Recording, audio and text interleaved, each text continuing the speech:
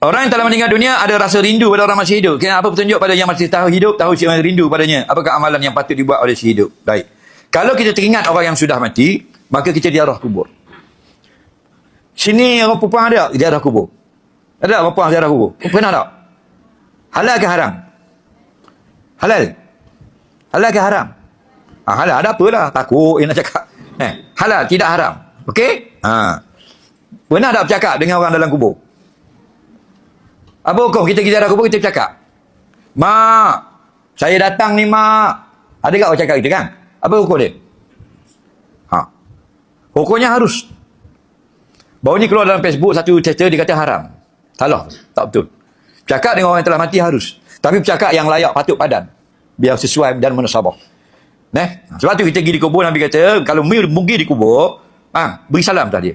Assalamualaikum. Itu doa. Tambah belakang, ya dara qaumin mu'minin wa inna insyaallah bikum lahikun. Azallahu lana wa lakumul afiyah. Hak mula-mula tak bercakap, salam saja. Salam sejahtera atas kamu, itu doa. Lepas tu Nabi bercakap, ya ahlal kubur, wahai penghuni kubur. Nampak? Antum salafuna wa nahnu bil asar. Kamu pergi dulu, kami ikut di belakang. Itu bercakap. Nampak lagi? Hukumnya harus. Jangan pandai-pandai kata haram, tak betul. Hukumnya harus. Okey? Mak, adik datang, rindu mak, harus. Yang tak boleh adalah percakapan yang tidak munasabah. Nampak? Mak, baliklah rumah mak, balik rumah. Adik-adik payah, siapa nak buat nasi goreng sekarang? Atau dia pergi kubur mak, baliklah mak, ayah nak kahwin lain mak, balik mak. Itu baru bodoh namanya, cakap lagu tu.